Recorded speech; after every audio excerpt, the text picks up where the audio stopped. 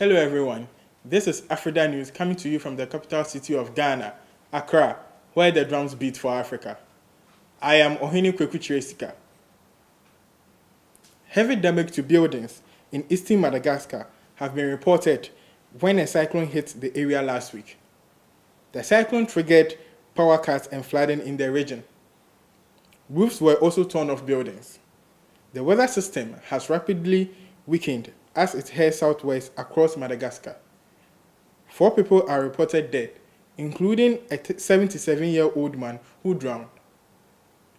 The tropical cyclone, which hit Madagascar's east coast with powerful winds and heavy rain, occurred barely weeks after an earlier tropical storm killed 33 and left many others without shelter.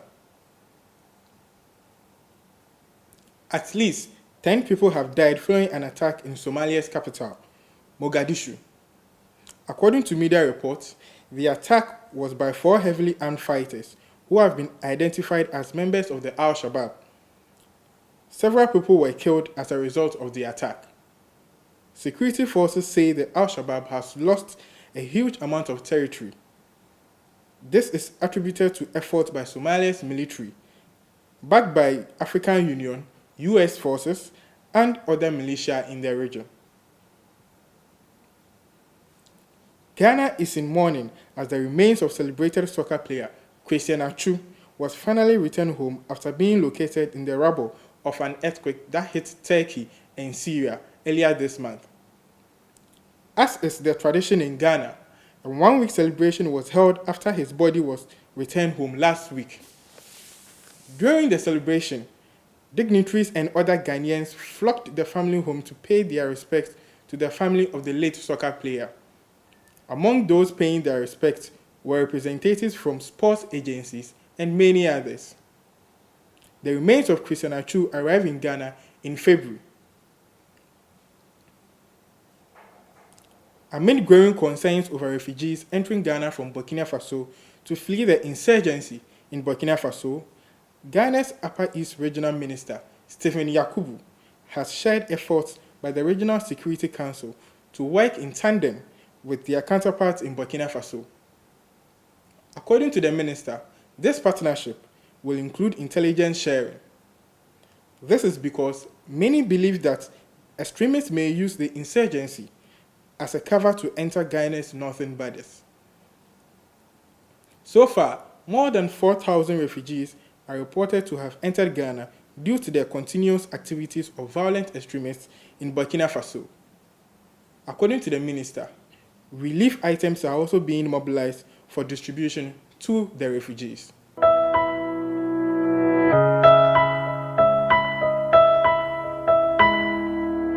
This next story on police to introduce visibility and undercover security in public universities is brought to you as part of our partnership collaboration with the Ghana News Agency. The story is by GNA reporter Benjamin Akoto.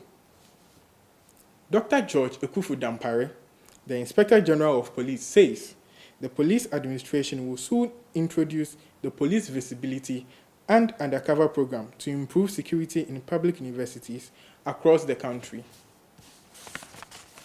He said the police were working closely with the various public university authorities to implement the program to strengthen security and deepen peace and social cohesion in the various campuses for academic work to progress.